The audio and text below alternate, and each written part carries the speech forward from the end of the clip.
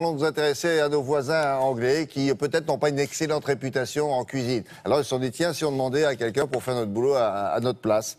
Ben oui, ils ont trouvé un robot, figurez-vous. C'est pas une blague, hein, c'est une équipe d'ingénieurs qui a inventé un robot qui est assez étonnant. Je sais pas s'il est encore en fonction ou s'il est déjà en fonction. C'est un robot cuisinier capable de faire exactement les mêmes plats que ceux des plus grands chefs français, forcément, bien sûr.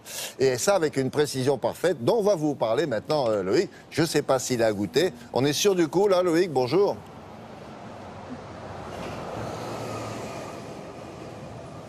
Bonjour William, et si, on a goûté. Alors on voulait vous parler de cette invention parce que c'est la rentrée. Alors tous ceux qui n'écoutent, voilà, la petite routine a repris. Métro, boulot, le dîner, le dodo. On va préparer les pâtes pour les enfants ce soir. Et bien, si vous pouviez changer de menu et avoir, vous l'avez dit, un menu 3 étoiles chez vous dans votre cuisine. Alors que ce soit la soupe aux truffes de Paul Bocuse ou les jambonnettes de grenouille de Bernard Loiseau, bon. Chez vous, dans votre cuisine, eh bien, c'est possible. Alors vous le savez, ces derniers mois en France, au Royaume-Uni, on a eu des gros débats sur la robotique. Les robots vont-ils nous piquer nos boulots? Vont-ils même être armés? On a beaucoup parlé des robots militaires, ça inquiète beaucoup les gens.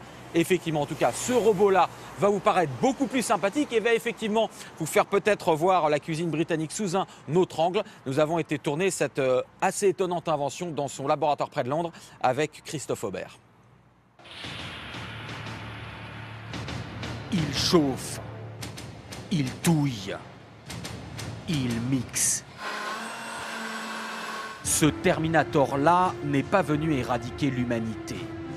Il va délicatement cuisiner pour vous. Dans cette banlieue de Londres, une équipe d'ingénieurs met au point ce robot cuisinier. Aujourd'hui, il va préparer une bisque de crabe. Programme lancé, le robot déroule la recette.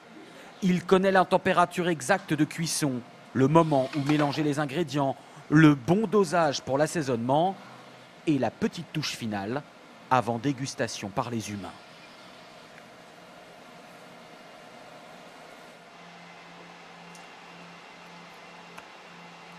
Alors, c'est comment?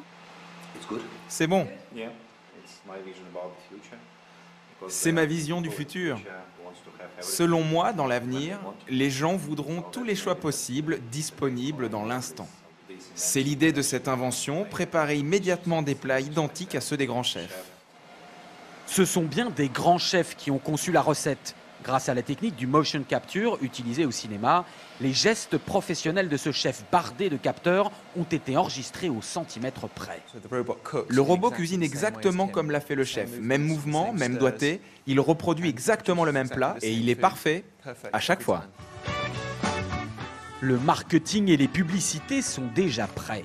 Le robot cuisinier devrait être disponible pour le grand public en 2018. Son prix, 50 000 € au début, mais à terme environ 10 000 €. Le slogan de vente a même déjà été trouvé. Le futur est servi. 50 000 €, oui, autant aller chercher la pizza au coin de la rue, c'est moins cher. C'est impressionnant. Il peut tout faire, ce robot, vous êtes sûr, Loïc? Parce que là, il a fait une soupe, hein, pas plus.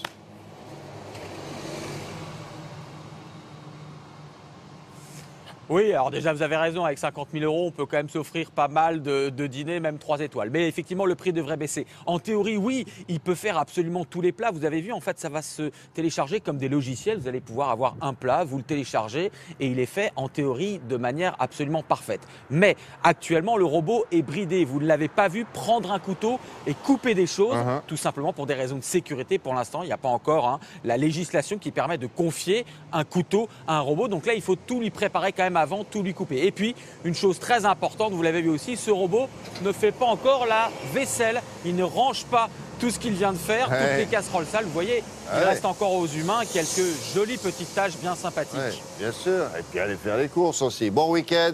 Merci beaucoup, Loïc. À la semaine prochaine. Revue de presse avec Patrice Rodnen, c'est tout de suite.